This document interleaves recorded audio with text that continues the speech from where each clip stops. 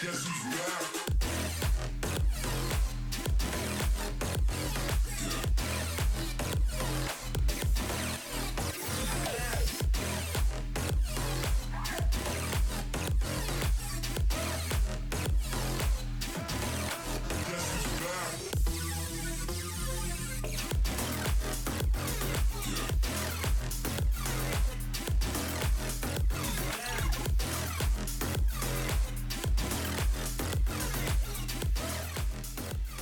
ESL 1 Hamburg is brought to you in part by Intel, Mercedes-Benz, Vodafone, DHL, Mountain Dew Amp Game Fuel, Asus Republic of Gamers, Hey Safeguard, Euronics, and Barclaycard Arena.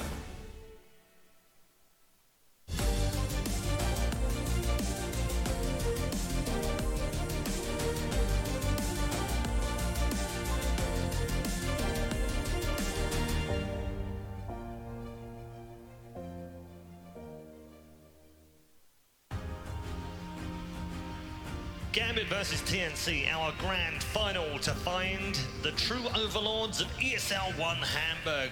Also, we've been trying to find some Underlord champions as well this weekend. If you're not aware, there's been an Underlords tournament going on. Gents, I win? I know you've been playing Underlords. I've been playing a lot of Underlords. Cap, have you been playing Underlords? No, Dota is my life. You suck. Alan, Underlords is pretty cool. Underlords is awesome, and the new update is awesome, and I'm totally not gonna play it when I get home. I'm totally we're definitely not playing it in the green room whilst watching the Dota 2. There are some other people that are playing it very well indeed. The final has occurred. Let's check up now and find out what's been going on in our Underlords tournament. We're back here at the D Technica Underlords booth. We have Gun, our winner. Congratulations. So tell me a little bit about your strategy in the game. 你的游戏策略聊一聊。就是我不知道你能不能翻译啊，卖血啊，卖血，然后那个经济啊。Okay, I basically sell my HP. I exchange my HP with my economics. So I sell my HP for gold and win late game. Okay, against in the 1v1 matchup, did you ever think you could lose at the end?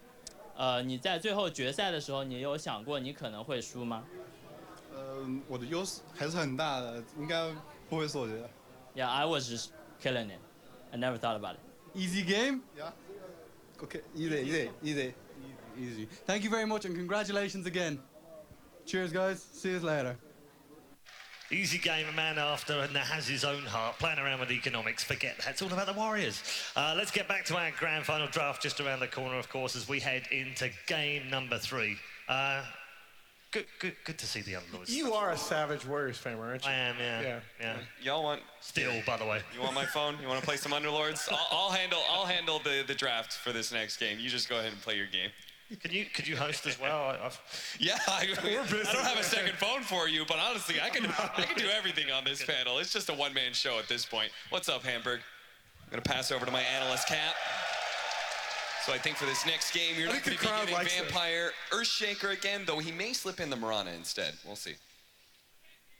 I mean, please, you're supposed to be hosting and analysing. You know you two are getting paid for this, right? Like, brilliant, even better. Paid to play Underlords. I never thought that would happen to me at this age, that's for sure.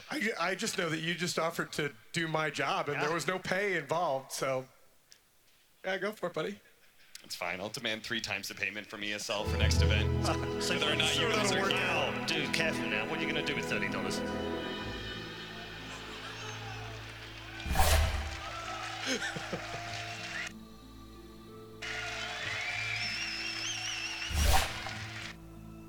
Owned. We should get towards the draft. Easy game. Easy game. That would have been round 10 in Underlords. I hate being on this panel. It's fine. We're just having fun. It's 1-1 right now. Lobby's being remade for game number 3. Let's talk about this then. So, have Gambit unlocked something now? Because they've not done it before in the previous 5 games, Alan. So now you think, oh, it's ding like. Oh. I think that was more about TNT changing their play than it was about Gambit. I love what Gambit did, and I think that gyrocopter performance was something I had noticed. He had 9 tower kills in that game. That is the 4th most all-time in Pro Dota 2. The only players ahead of him all-time on gyrocopter in building damage on land, 2 guys named Miracle and Ana. Never heard of them. I think I've heard of those guys before. No? No. They're okay. Yeah. I think that opening was just really solid. Whenever I look at it, it's just Earthshaker Gyrocopter. TNC's opening of Lina Ogre Magi does offer a lot, but the counterpicking came in really strong from Gambit with that Bat Rider pickup. And even though they were able to last pick that Slark, as we saw, like Gambit as a 5-man crew was able to do so much around the map. They just controlled it really well. That's something Gambit did really well against Alliance too. One other thing, their kiting is insane. Holy crap, when they take these team fights, like I think TNC's the best team fighters here, but special shout out to Gambit when it comes to reading, when they're able to force something out of an opponent and then immediately back up without losing anything. How much of that is a very special How much of that is FNG? I mean, I imagine it's got to be a large part, but a captain by himself is not going to be able to do it. I think these younger players in both Dream and GPK, who are both like 18 and 19 respectively, they just seem to have some great instincts for the game. Obviously, GPK, he just looks to be a up-and-coming star for sure. Does. Talking to GPK, you don't want to have to ban an Ember Spirit phase 1 right now in this meta, but you might have to, right? You're thinking about it. I mean, that's, what is it, 33 kills and 3 deaths now in 3 games as Ember Spirit. The guy is on fire, and literally.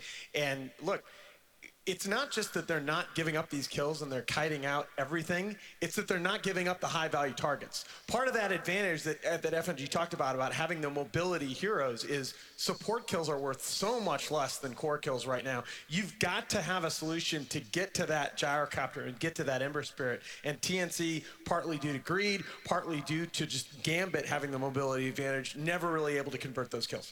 That's why it's great being able to have these 5 positions. That's why for Virtus Pro, Solo had this idea of this running back, this 5-position event, because being able to have this hero force fights while simultaneously having a second life, but then on top of that, even if you do get the kill, it just doesn't really seem to matter that much. It's being able to identify what cores are most important in a team fight and getting on top of them. Look at last game, I mean, or the game before that, game 1, that jungle fight where Gambit started an initiation on Storm Spirit going for a Chen, who already gets off his heal anyway, uses most of his mana pool for it. It's just like, they get run over in that team fight for a reason. Yep, absolutely. Other stand-up players, we've got to start talking about Mercedes-Benz MVP. We're in the grand final after all. We're 3 games, or we're about to be 3 games in. Has anyone made a better case for themselves in these first 2 games? Well, we talked about, I thought GPK after that last series had his hands on the steering wheel. He might have his foot on the gas pedal right now. If Gambit wins, I think he is going to be the big comeback in terms of staging that, driving away in that Mercedes. Okay, TNC on the other side, is it still Gabby leading the way? Well, I know Tim's was leading the popular vote. I actually kind of disagree with that one. I think Tim's is doing good, but I actually feel like Armel and Gabby are doing incredibly well. I think KP is maybe overlooked in the fact that his, it's probably his knowledge. Like when it comes to mid, and I think offlane as well, it comes down to your drafter is going to ask you like what hero can work here. And with the way that TNC specifically draft, where they have this counter-picking strategy, it's KP's knowledge that allows him to be able to pick the right offlaner. And he plays it solo so well that I think that's what enables a lot of TNC. It's been very flexible as well, hasn't he? He's played the sacrificial 3, he's played the core 3, he's played the support 3, he's played all the different roles. And it kind of, sometimes you get a bit overlooked if you're doing that. But it's a skill in its own right. Yeah, for sure. And then obviously like March, so basically all 5 of them for TNC are potential MVP candidates, where Gambit, it's like very obvious, like of course Gambit would like definitely go in GPK because his performances so far have carried Gambit through so many games. And very surprised that TNC gave Excess Vampire the Earthshaker again. I don't think you want to give him Mirana or Earthshaker, but they've also this time around there's no picking up the Morphling as well. If they really want it this time, they can open with it. Well, and the gyrocopter is going to be banned. I thought that hero obviously hurt them so badly in that. Well, we are going to see, it looks like the core Night Stalker out of Gabby. He has set records in this tournament. 6th highest GPM of all time, 6th highest net worth at 15 minutes in 2 separate games on that hero. And I think that's, again, TNC realizing they need to refocus on that early game, need to refocus on both the lanes and the transition into applying pressure in the mid game. What I like about Gambit's response here with the Beastmaster is it's a hero that, one, is able to give you good vision. So that's really important against Night Stalker, limiting the vision advantage he has during nighttime. But then on top of it, it's a long range, long duration stun. I think that's really important. You can't afford to let this Night Stalker play in and out in the team fights. He wants to be able to play on top of trees, constantly voiding people, going on somebody, then backing up again. So I think for both the laning phase, I imagine safe lane Night Stalker versus Beastmaster goes all right for Beast. Looks like we've got some extra contenders for the Underlords tournament. Nice. No, I also think when you're playing against a Night Stalker, you have to have, especially a safe lane Night Stalker, you know that Ags is coming online early. You have to have a plan to deal with that vision advantage, that vision imbalance, and Beastmaster at least gives you some counterplay in the vision game. What Night Stalkers really hate is just being locked down. Like whenever I'm playing Night Stalker and I have this Aghanim's, I just want to be able to play in the trees and like continue to poke at people and like go and pick off a support and then back up. These long-range stuns make your life hell, especially if it's coupled with vision. Yeah, interesting. Look at Gambit concentrating their bans both on on the Chen and then going back for the off-lane control heroes. I wonder if TNC is going to be looking at the Omni Knight. Take it away, Legion Commander. That's a pairing that TNC have done a couple of times now, I think. Night Stalker safe lane, Legion Commander off lane. They'd have so much catch between those three heroes because they already have the Keeper of the Light, that long range Will-O-Wisp. Well, you wonder with the Beastmaster already on board. Okay, the Grimstroke ban, man. Yeah, I thought that was another hero when I glanced over there, but with the Beastmaster already on board, man, you don't want that roar into Soulbind combo. I like tankier heroes against Night Stalker. Obviously, he likes just to be able to burst down. I wonder if Kunkka is possible, because that's another hero that I always like because he has this long-range grab on the Night Stalker and then a chain stun afterwards. I think Kunkka's good for both teams. Yeah, actually. it is, but unusually, TNC have banned it. It's their most banned hero of ESL1 Hamburg, so they don't want to play against it, but they might want to play with it. It's just a hero that a lot of teams consider borderline broken. It just doesn't, there just aren't really many lanes at all that punish it apart from these straight melee counters. Yeah, it's a definite top tier meta pick right now. I don't think, despite the fact that Gambit have obviously been loving Void for Dream, it's easily his most played hero, I think, at this event. I don't think they have to worry about that too much, simply because they already have the Night Stalker and Coddle, which is one advantage they've given themselves in the draft. There's the Ember Band second phase. You knew it was coming. A hero that came into this tournament red hot that has sort of petered off here in the later stages. I'd like to see a Leshrac under consideration for both of these teams, because in both games 1 and 2, the losing team just had problems forcing pressure, any pressure whatsoever on objectives. And the Leshrac gives you ways to do that even when you can't take a team fight. Mirana for TNC. Are they going to go back for second phase Void? I guess they already have the Night Stalker, which for them has been a safe lane, so that it's a little bit unusual, but the Mirana Void combo has been so good at this tournament. It could be.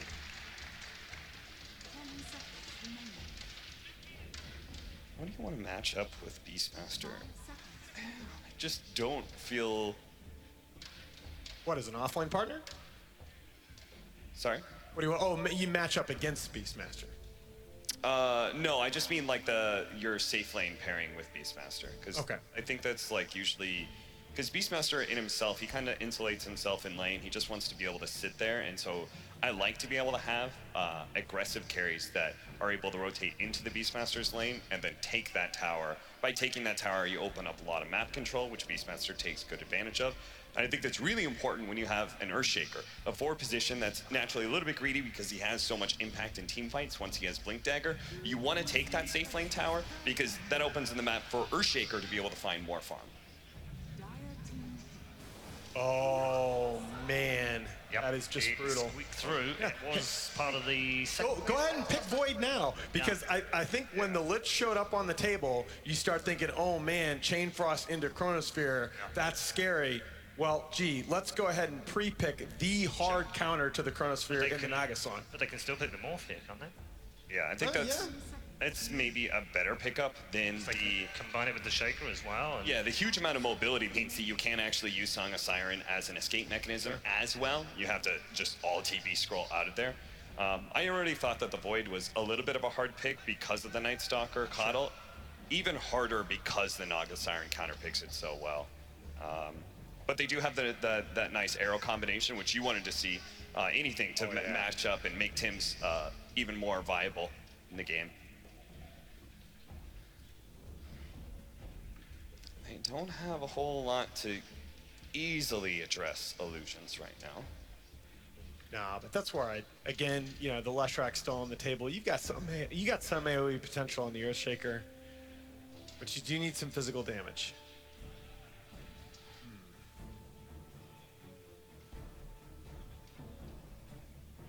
We have seen Animage from them, have we not? Now, the Leshrac is, again, anytime, we talk about it usually against the PL, but anytime against an illusion hero, the Leshrac is unusual in that the magic damage scales so well throughout the game. I think what's really important is he's a Boots of Travel hero. Oh, yeah. The Boots of Travel is becoming more and more abused by teams. Once you start getting to a point where you're stronger than the enemy team, you feel comfortable taking team fights. Naturally, the enemy wants to split push you. But if you're the ones who are stronger, you buy Boots of Travel and you're able to just close off the map faster and faster.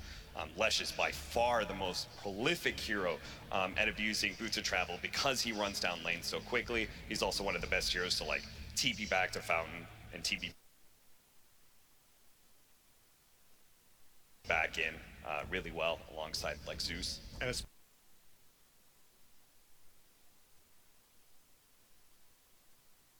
especially with a Beastmaster lineup. That is one of the big things that I like to see teams exploit. Anytime you are able to exploit the ability to TP onto that, those Beastmaster summons, makes it that much more scary from an overall map control perspective. Has Gambit played any Lesh at this tournament? That's exactly what I was looking through. I think they have, right? 'Cause I was trying to think to myself, like, is it a possibility that they could do side lane Lesh, or they could do a mid Lesh? Is this GPK's hero? This could very well be a safe lane Lesh, taking a page out of the China handbook. All right, well, we are in terms of push. Yeah, Beastmaster and Juggernaut is fairly common pairing, as well as Gyrocopter, because they're the aggressive carries that make the rotation. And then Jug is always a great carry with damage steroid. There's no anti-BKB on TNC. There's nothing to do with spell immunity other than obviously you have to worry about playing around the Naga song, possibly getting split off from your team before they all have their BKBs online. But the TA obviously threatens the Juggernaut directly with physical damage, but there is nothing to deal with spin TP here. Jug can cut lanes, split push all he wants to. Interesting, they last picked the Templar Assassin. It does mean they have 3 cores that can tank through Omni Slash pretty well. Naga has her illusions, and she has high armor. Night Stalker has very high armor, and now you've got this Templar Assassin with refraction as well. It's a very, it's either going to be a great TA game or terrible, because so many instances of damage to burn through that refraction. But I think you do start off very well in the laning phase in that matchup, so. That's the main thing that I wanted to see from Gambit in these next couple of games, is just give themselves a great chance in the early game. And I still think if they get through this laning phase a little bit ahead, they match up pretty well with TNC in team fights. Okay. Time for our game 3 then, as we go through this best of 5. Still 2 required for the winner for both teams. Gambit versus TNC, game 3.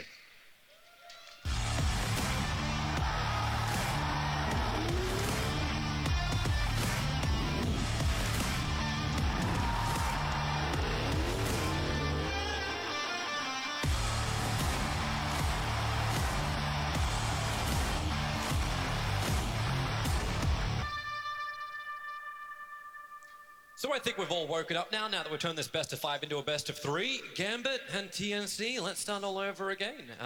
It looks like some new and interesting drops that we get to break down as well, Kyle. Oh, for sure. It's going to be a lot closer, I think. Both teams with a more similar play style. TNC actually have the tools to get aggressive this time. They do have a Naga Siren, but this is one of my favorite heroes, underpicked at the moment, at least in my opinion. Uh-huh. They have a Lesh. I was more on the favorite hero side of things, less of the undervalued thing. Favorite? What do you mean favorite? Favorite. You actually favor, you like Naga Siren? Yeah.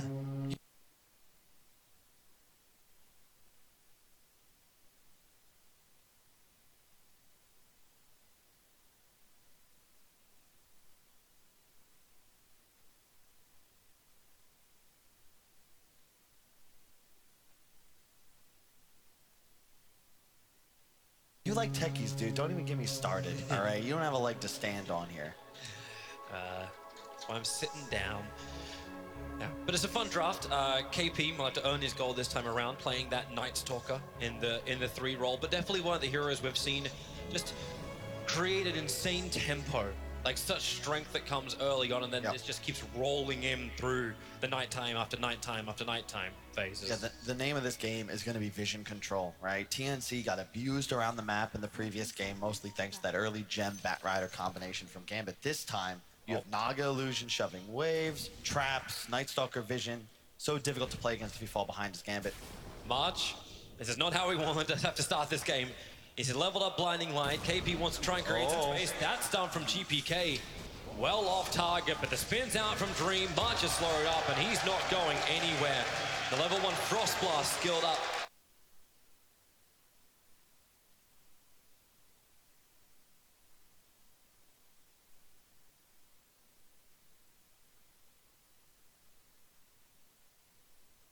From FNG to give that extra slow. They won't have time to contest the other bounty. Let's see here. This mid lane is the one to watch. GPK on the Leshrac against the TA. A very skill-based matchup. Certainly TA favored. He's coming to the lane with 66 damage against the Leshrac's 53. However, if you go the Diabolic Edict build on the Lesh, you can maybe threaten kills. You rip through that refraction. But it's easier said than done. Armel actually going refraction level 1. I like that a lot because even if you were to catch a stun, not going to take any damage. Guarantees you a few last hits early on. Normally we've been seeing the TAs going for that Sideblade build, just playing that skill base you're talking about. Play the positioning, get the early harassment, force out the consumables early. But this Leshrac, double circlets and a mantle. It's still a lot to get through. How does the Naga play out in this? Is Gabby on this safe lane Naga?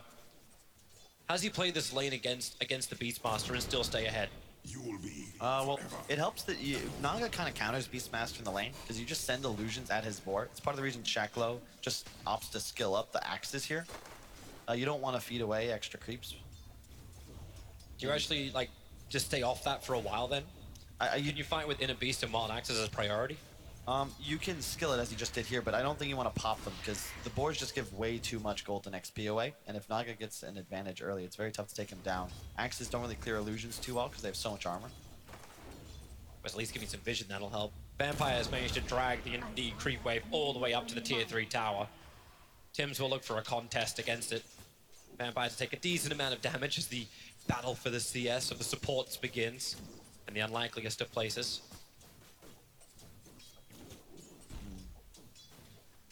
And it's going to be another slower game. I think that KP is going to have to get aggressive here for his side. He's really the only playmaker on the team. We've seen Armel play this TA before. Oftentimes he's in the jungle until the Deso, maybe even the Blink Dagger's picked up. But every nighttime KP can be a threat. And I expect him to do the same build we've been seeing, that Rush Dags, GBK. That's really nice. Can't get the Edict up as well though. Yeah. Not enough time. It takes too long, and yeah, the creeps were coming in too.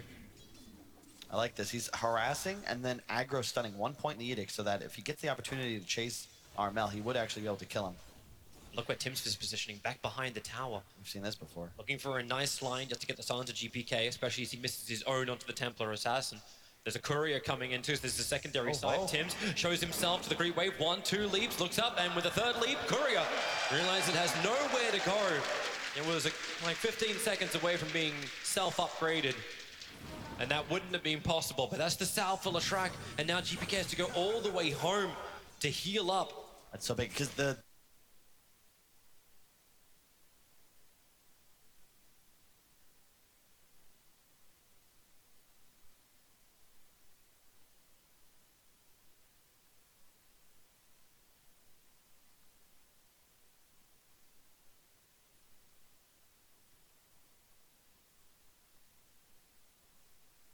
big time for TA's levels. So you put damage. That just ruins the rest of it. As GPK, you're trying to win the lane through out harassing, but you need that regen to be able to make this pay off. Instead, that CS sacrifice. And they got to fidget block him. Now they go with the split earth follow-up stun. This is going to make it worth for GPK. Armel, nowhere to go. The arrow flies. Общаться, но при этом ты был That was sick from Tims. Да, в случае победы команды TNC там идут жаркие споры такие, знаете, ну заочные я бы даже их назвал, между Гэбби и фактически Тимс.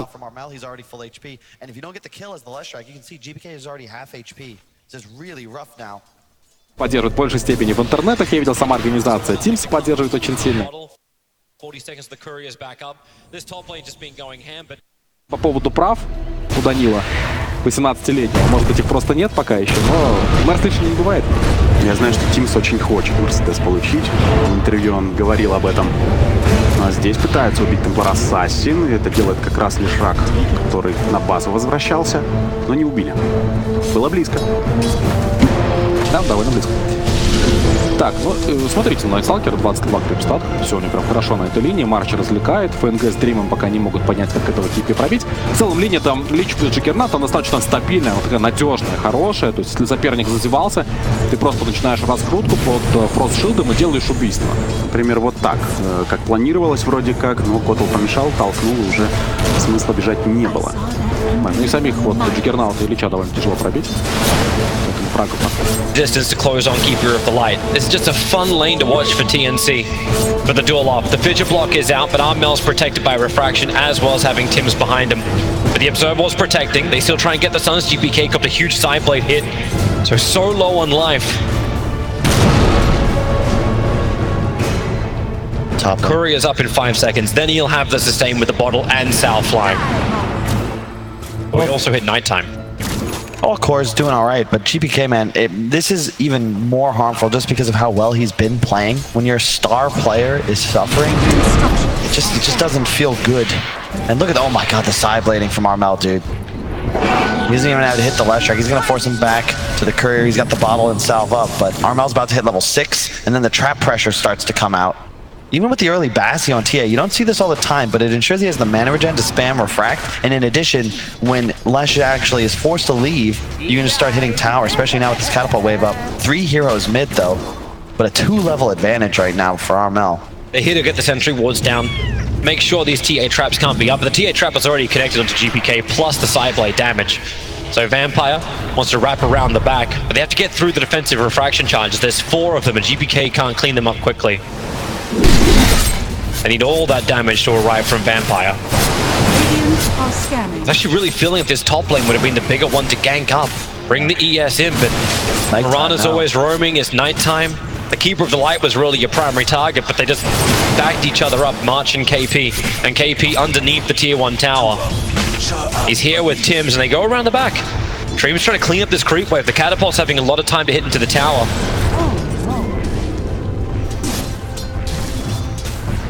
Now Vampire, Fissure. He's just not a play. He's way too fast. Like, look at Tims. Mirana's got multiple leaps. Like, you can't lock Tims down. They're just being a nuisance here, and this is the goal, right? Shaker is a roaming hero. You want to.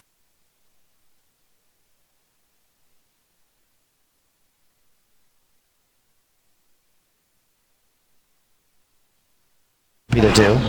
Right, these ones were marching. We've seen this over and over, right? March kind of runs around, dies a couple times, but it's no big deal. A core then leaves him the lane after they go to jungle.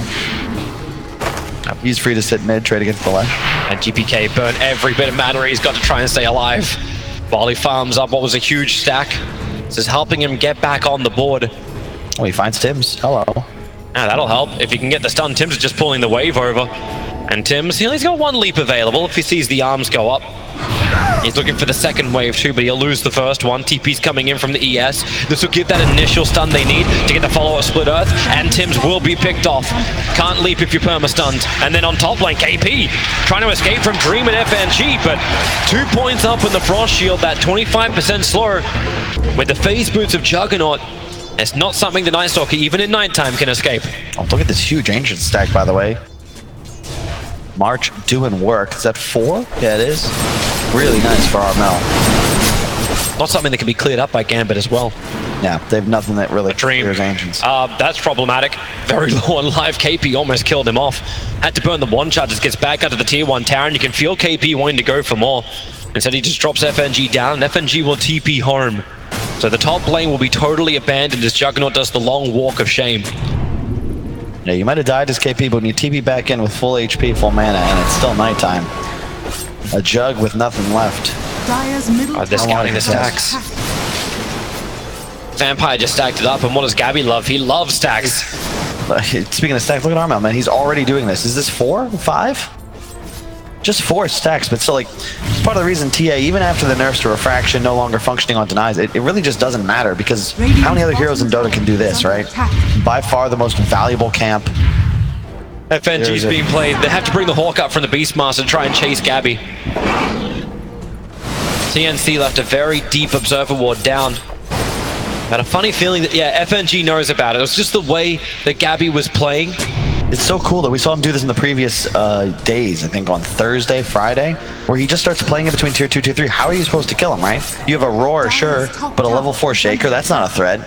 There's actually nothing you can do to chase this hero down. It's part of why he gets that early wind lace, 400 move speed on the Naga. Shaker's actually busy. Like, he's farming up the mid lane. They push Leshrac to the bottom lane. Juggernaut's down here as well, so they have to be forced into tower. 4 points up in Edict. The Split Earth's not going to connect from GPK while up on top. KP going for his dive once again. Shashlo, again, not where he wants to be either. The Ensnare is out. The Roar as well tries to create some space. Walks straight through with a phase boost. FNG puts the shields up, and they're just trying to disengage. Our pressure is not stopping on bottom. Mirana, okay, leap out of the trees. But they just have to Edict. Take out this tier 1 tower and just look for the tower trade-off. While Shashlo, and he's already committed his Roar, doesn't have phase boots available, but FNG, Frostblast, KP, takes to the trees. Shashlo is just copping a beating on top lane, but it's for the good of the 2 cores on bottom.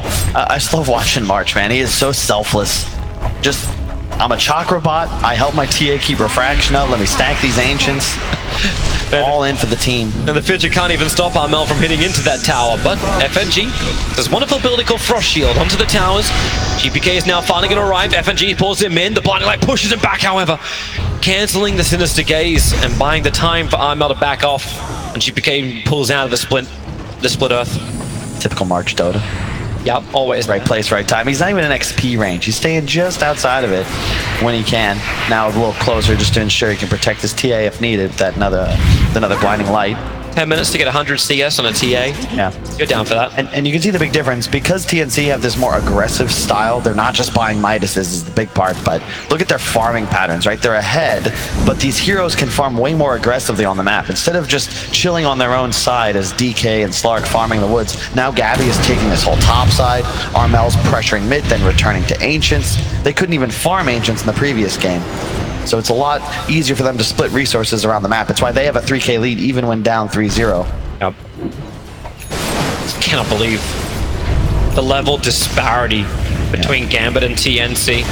Well, Lesh getting hit. He's trying to just Edict through. It's level 12 on the TA because it wasn't just a solo experience from mid. No one was there leeching the Ancients either. And because you had both Lesh and Juggernaut on the bottom lane, they're also under-leveled in comparison.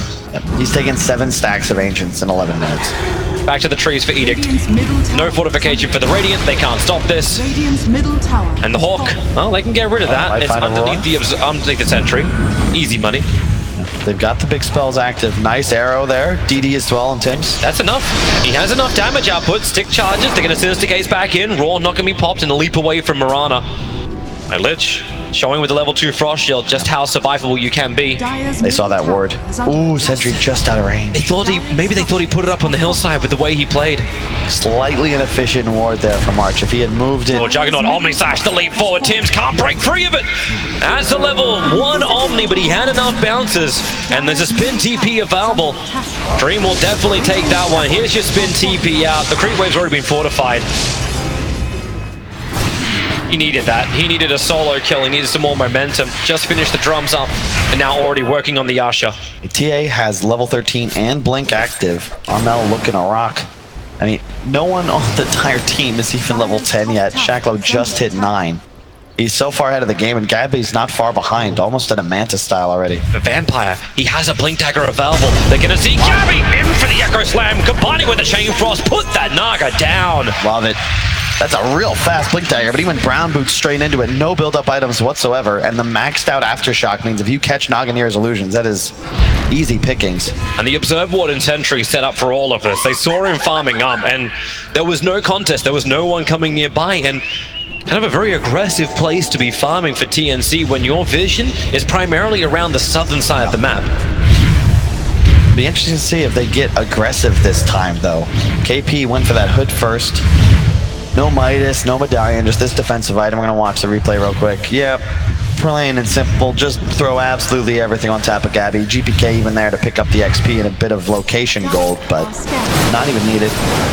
See, almost finishes the Yules. In fact, it's on the courier. Just now completed. Farmage checks the high ground. He comes in, he drops a sentry. Oh, okay, well, they're going to be instantly dewarded. That's not so great. He dropped the first sentry and then channeled the Illuminate so we could see up the hill if he was walking into a trap or walking into a ward. Looks like sentry wards from FNG will be dewarded as well. The battle for the shrine. FNG feels a little bit more like bait. Chargeflow's coming over. Temper Assassin. Looks like Night Stalker wants to go into the Dark Ascension. Looking for this quick kill, and with the meld hit, FNG didn't stand a chance once TA finally reached him. Yep. And as always, the chakra spam. Help that TA spam refraction, off cooldown, always stay on map, always farming efficiently. Now 1,000 gold ahead of his teammate, who is 1,000 ahead of the highest player on Gambit in terms of net worth, and that's Dream's Jug. What build's he going for? Drums into Yasha. All right. But will Gambit be able to apply as much pressure as they did in the previous game? It's a lot harder now because, as we said, TNC, they've got these heroes that can just shove lanes and provide vision with no real risk to them. Gabby is constantly sending illusions to the top side, both to jungle and farm that lane out. He's going to have a Manta momentarily, and then it gets even more difficult to deal with the hero. He doesn't actually need to enter lanes. You always have some kind of illusion pressure to push out lanes for you. You can see right here, just sending illusions up into the jungle. What's up here, guys? Hey, it's GPK. GPK actually tried to stop Leshrac by himself before it improved. It definitely does not work. He lost a third of his life just to 2 illusions. So they try and clean up the stacks instead. March will finally get his D-ward. I think he saw the sentry as well. So he just gives some cover fire with an arrow to farm up the last one, and then allow KP to Quelling Blade. Yep. You can see KP has that hood locked. The pipe is on courier. He's going to pick it up soon, but he wants to have that double application. Fissure 1, no sentry ward for the dire side in that position. Under attack. Yeah, it's really cool. Highly recommended if you're an up-and-comer that you start doing this too. Actually, I lied. Now he unlocks it, so he's not going to go for the play where you would pop hood mid-fight and then unlock it. Pipe completes, and then you can pop that as well. Have the double barrier instead, just holding the pipe. Very nice item against the Leshrac that deals with 4 or 5 seconds of that Pulse Nova damage with ease. You're also against the Blink Shaker, of course. And if you can just keep your Naga TA alive to get that counter initiation off, whether it's a Refract, Coddle Ult, Naga Song. Oh, they smoked right on top of the Dire Observer ward. This is a very well telegraphed to Gambit. Gambit were ready to fight themselves. They're dropping down their own sentries. They may not want to deward straight away because it will reveal their position. But up on the hillside, here they come. Smoke breaks over on KP. FNG took a second to react, and in that second, Narmel will kill him. The Will-O-Wisp pulling Chargeflow back in once more. But for all of this, you're going to get 2 hero kills. That's fantastic. More importantly, you walk straight into the Roche Pit. That's a max meld TA with Deso. This will fall no problem unless Gambit can get into the vicinity. Feels like Gambit want to go for the trade-off. Like Dream is bleeding into the tier 2 tower on bottom lane. GPK is going to come down. This is the old school trade. I would take my tier 2 tower for the Aegis of the Immortal onto a snowballing style hero like Templar or Assassin that lets me fight and push high ground. That's the name of this game. Name of the trade. Unless ES wants to go for something YOLO, but he's too far away. It's looking really good for TNC here. Both their core heroes hitting their stride. And because of the nature of their kit, they're going to also farm faster than the respective 1 and 2 on the Dire team of Gambit. Yeah, 2-shot onto FNG. Pop the ultimate from Coddle. Doesn't matter if it's just 1 kill. This is the vision provider for Gambit, along with their big initiator. So that means Roche is a freebie too.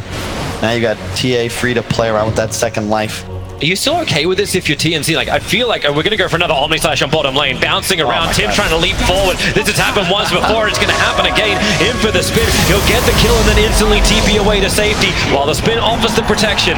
Yeah, I think if he couldn't stop him in time. I'm not sure if that's because he's not timing it right or if you just can't disjoint leap. I think that If you can get out of vision, then it does it, right? But you need to then like leap into trees. You can do it if it's like mid-slash or something like that, but either way, if he just holds it, right, the Omni isn't killing him 100-0. He could just leap after the fact, instead blows all 3. Might have been a little bit of panic, but no big deal, as the Jug was forced to TP out, and his team is still dominating the map. Now an Arcane Rune on the Naga. That is the absolutely perfect room for this timing. It's just the Juggernaut's farm which is starting to rise. I'm feeling like the core amount of damage, both physical as well as magical, is starting to come online for Gambit. It's taking time, but Leshrac has the Yules as well as the Kaya. The Juggernaut's now got the Maelstrom to go with the Yasha. These early fighting style items that let Gambit play that high tempo game.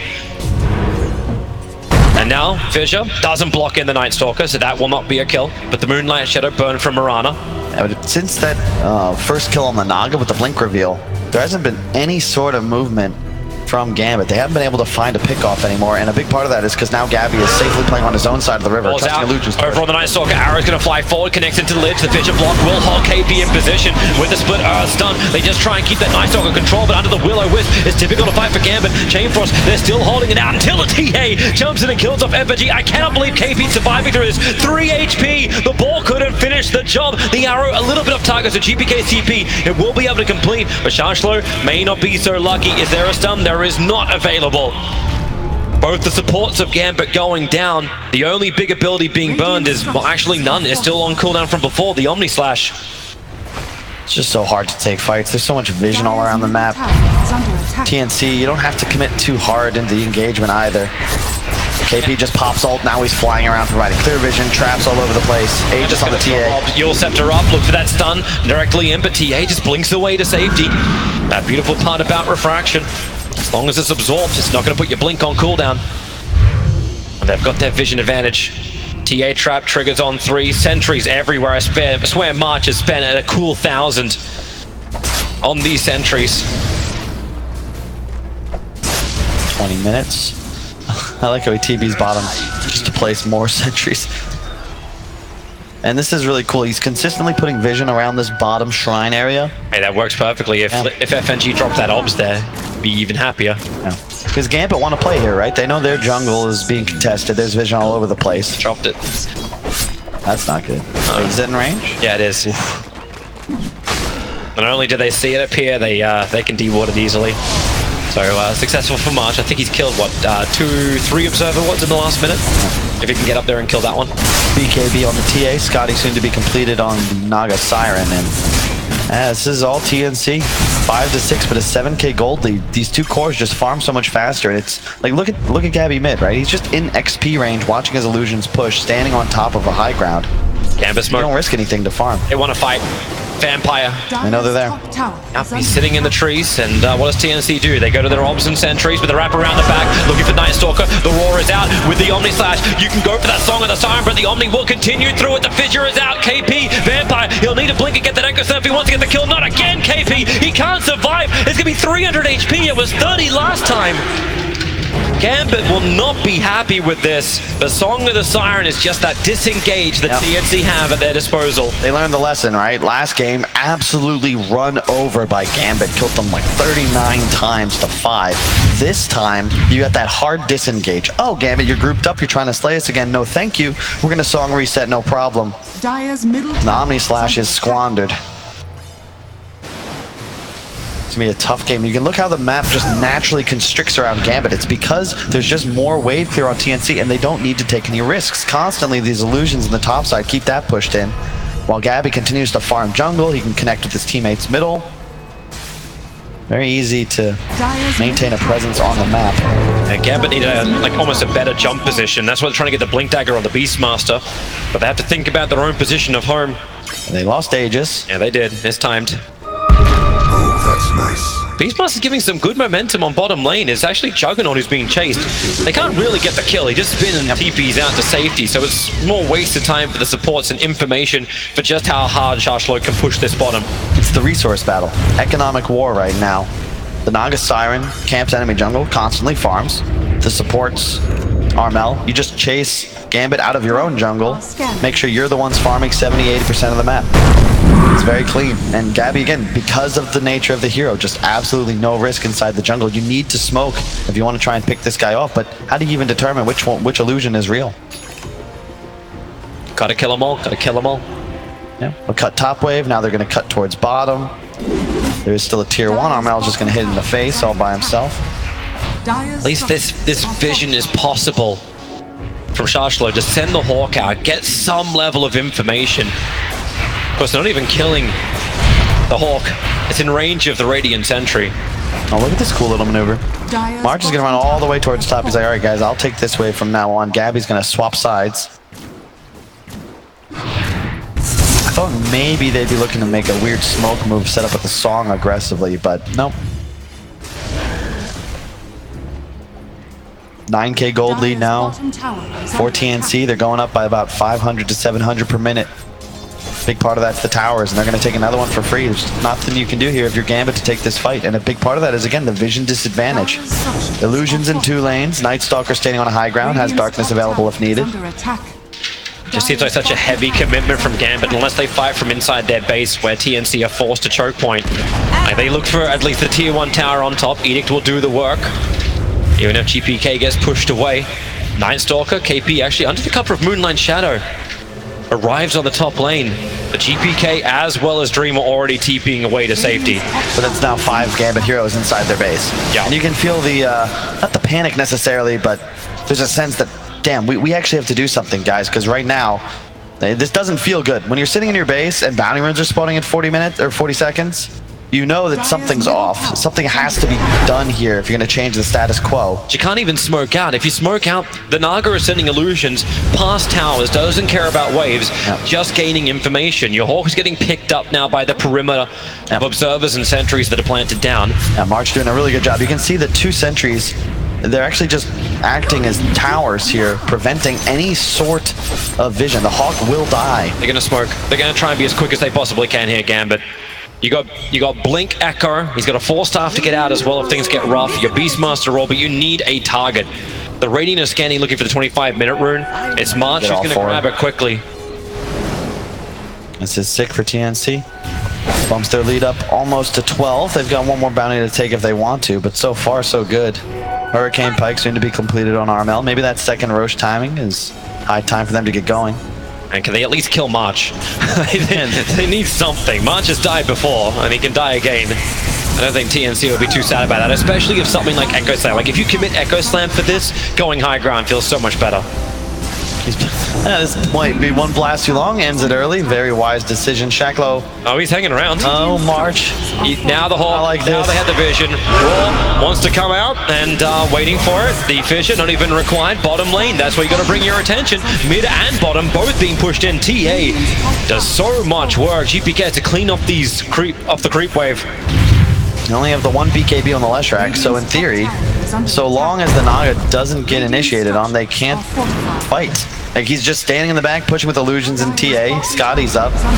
You want to get aggressive, I'll just song and reset. I think this is a great read from TNC. They got beaten because Gambit effectively just ran them over. You cannot do that. They are forcing the slow game here. And much like that second game, they have the farming advantage, but this time they have the tools to ensure they aren't just absolutely decimated around the map.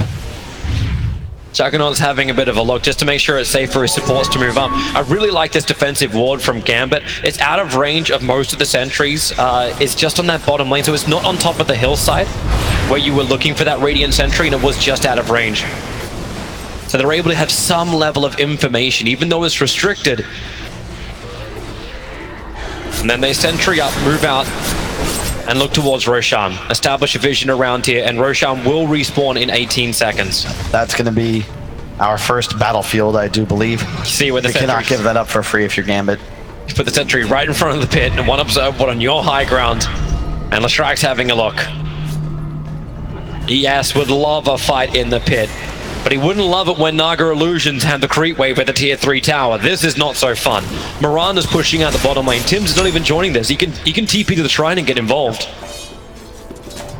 He can even just pop Moonlight Shadow when he's involved. It's just so annoying to play against this. As you said, Naga Illusions are top, so hey guys, GPK's here. we can perhaps look to Roshan. That's exactly what they do. And they see the Hawk, because the sentry's just out of range. The Hawk is copying some damage. Ends up getting picked off by the TA. Moonlight Shadow is out. Lich, he's going to be the first one to get picked off. Can't get a Chain Frost, but there'll be a quick buyback available. Roshan, low on life. The Hawks are out. So is the Beastmaster Boar. Kind of looked around multiple sides of this pit. The Moonlight Shadow will now wear off. Roshan, do they just use Song of the Siren to ensure it? That's exactly what they're going to do. Gambit are so close, they can't get close enough. KP's already been picked up thanks to the Omni Slash, but Roshan, the Aegis model in the hands of Armel. That's a very wayward arrow, and Vampire, you know what he wants to do. He's going to Echo Slam. He needs to control the Nagas. They don't have that get out jail free card. That's what the Willow is. Has to then do more lifting while Armel, BKB protected. The Chain Frost now will finally bounce out. Mojo being lost inside the Ancients. Who's going to die here? Armel hasn't done enough damage yet to find one kill, but the ES, he's so low on life, they'll attack up the hill and finish him off. The TA trap slowing down the Gambit retreat. They don't have a lot of slows to work with. They have to turn for the damage. Armel, they burn through those defensive refraction charges, but KP ready to continue the fight going. Arrow flies, but does not connect into Dream. The KP still with the voice, still with the sounds. They'll send him up. FNG, low on life. These side bleed hits just continue to connect in. The Frost Shield does its work, slowing down the TNC attack. They will be able to pick off the Lich, giving a dieback now for FNG. Can they continue to push in? Aegis and Cheese both in the hands of Armel, and they move to the bottom lane. Man, it's so sick. I just realized, well, it's not even the double refractions. These double melt hits for Armel. Minus armor stacking, and he got the talent too, so it's -12. They just zerg down Roche, no problem. And you blew all your huge cooldowns on Gambit. You got nothing left to try and force these big cores away. Nice buyback from KP. He tanks the Omni, sure, but he's right back into the fight. Oh, it's a good fissure, at least to control up Armel, but it's only control. You can't kill him, not through the Aegis, so the tier 3 tower is down. The Echo Slam is not up for a while, but it's still enough for TNC to back up and remove shrines, re-establish that vision control. Soon to be completed on Night Stalker. We discussed this a lot, but the tier 3 opens up the shrine. So much gold on these structures. You don't need to force racks necessarily. Collect your payday, buy items, look to rinse, repeat. They definitely got big ones too. The Lotus Orb now being completed by the Mirana. More safety for that front liner you send in. And Alan did bring up the lack of BKB piercing disable on TNC. That is true, but as we get into the late game, those melt hit bashes, especially when you consider he's being chakred immediately, you're just going to double stun people even through the spin, through anything. TA is so fast on the hunt.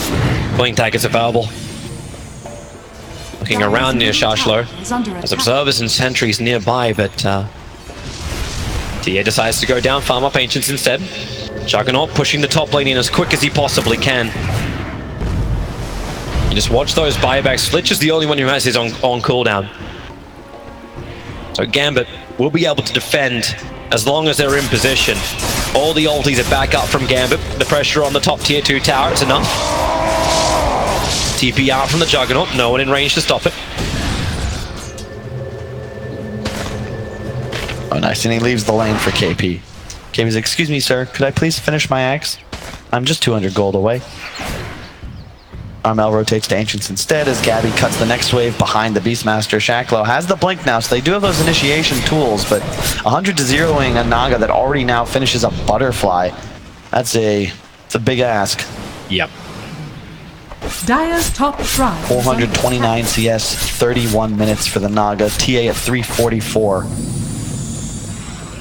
They're eating this map. Dire's top tower is under attack. Definitely some clearance issues for Gambit, just to do it quickly. Has fallen. Shashlo, at least he's got a lot of confidence to do what he's doing. Get a Hawk up, get some information. The Aghanim Scepter now has arrived for KP. They go with the gem, the fissure is out. March being caught out, he's the sacrificial lamb. Armel ready to fight if he wants to, but March just pushed away. That was a defensive 4-step from Armel. Nice save on his support. You've stacked my Ancients for me many times today. I shall grace you with some assistance. Now these Naga illusions get so much information. Shashlo is going to potentially intercept the courier. That'll be a nice grab to get. The balls will do the work. Not even the real hero. No items on it. No. but still annoying. You won't be able to finish the MKB on TA before this Aegis fades now. He's got a DD bottom, Aegis for 45 seconds. I'm not so certain about this. Song of the Siren's going to come out. Earthshaker waiting to give a little bit of extra help. They'll kill off the healing ward. The rest of Gambit are nearby, and we'll see how much damage they've got to get through the Juggernaut. He doesn't have the mana to get that Omni Slash off. Being pushed around inside the Willow with Dream can still not break free. Now the spin is up. Moving back up the hill. Armel hits him with the Bell Strike, but not enough damage once again. Being stunned up, the Lich will die, but that's just par for the course. The tier 3 tower low on life, a quick void to the Leshrac. But remember, Vampire, he's itching to just go for that quick jump. And you can no opportunity will present, TNC respect it. Gabby's just finding him with the illusions, right-clicking. So long as his blink is canceled, he's not a threat. And it's just so difficult. So long as Gabby continues to play with this discipline, he is forcing these big initiators out of the fight, and you need vision to make a play, but how do you even get wards up under the circumstances? You've got one, and TNC are no longer playing that area. Daytime for 2 more minutes. I expect them to chill just a little bit. They have Gem and Ags on KP. You really want to wait for nighttime before you try and do anything to end the game. Their gold lead continuing to increase, equal to the total number of kills in the game now. I'm still worried that TNC's execution won't be enough against Gambit. And what? How so?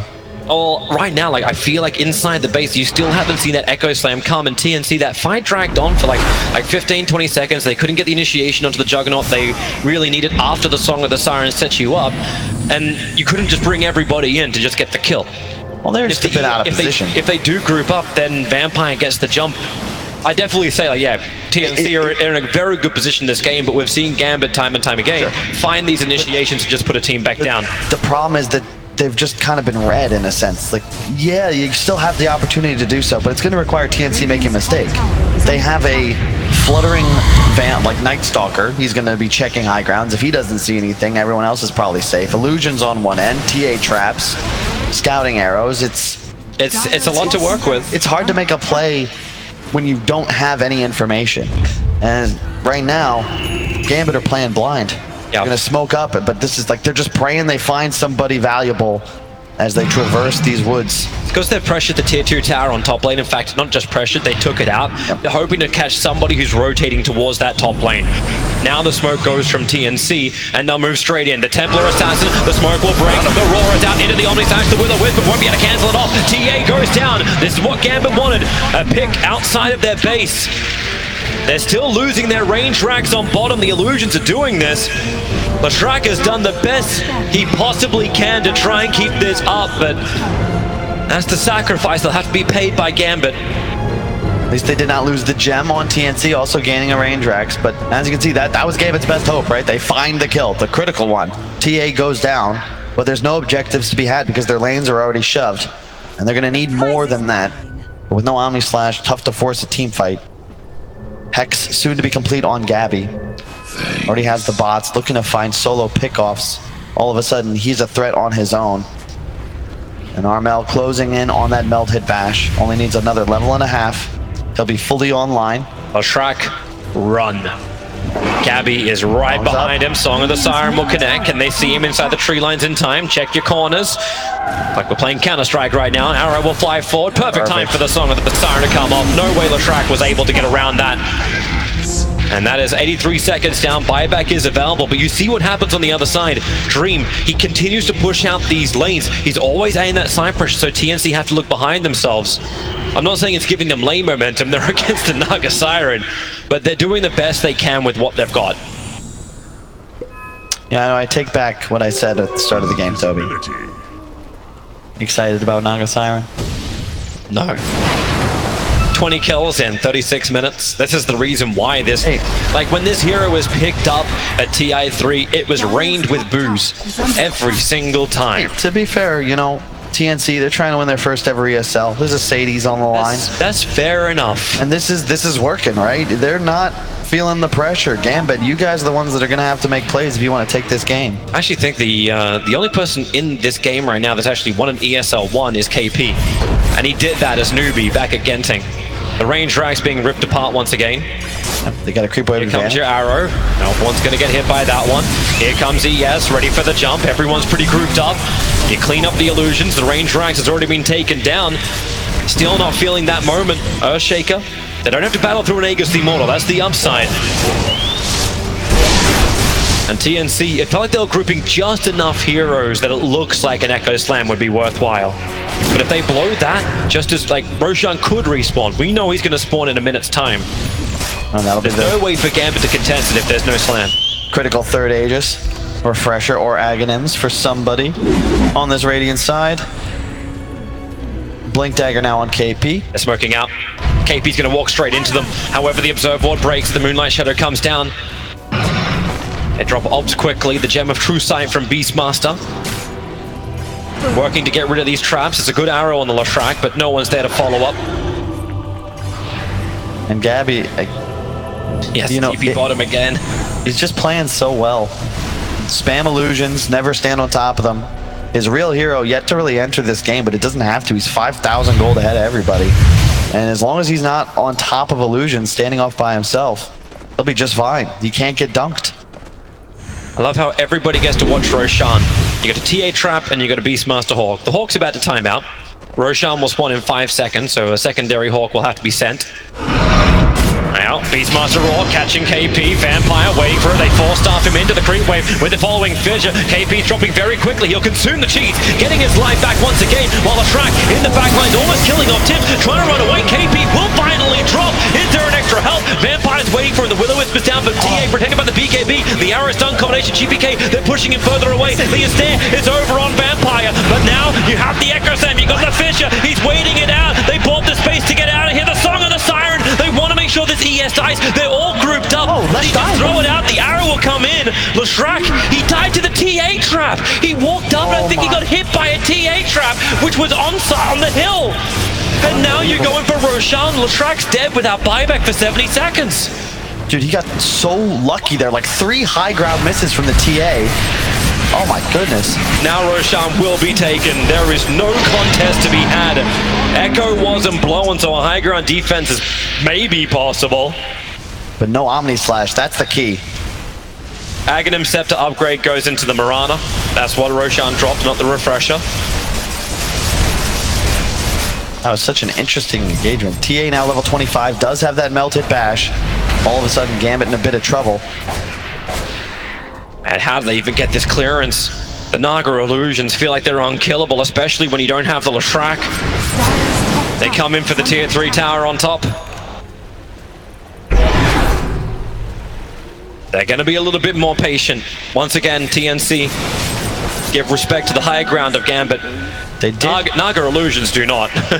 Here we go. So quick initiation onto the Night Stalker. Armel, I think if he just, you'll see in a moment, yeah, he just goes GPK, tries to kill Tims, who's gonna just leap away. Nice juke on the stun. KP, I think if Armel sits with him, maybe tanks on that Omni Slash, he could save him, but alas.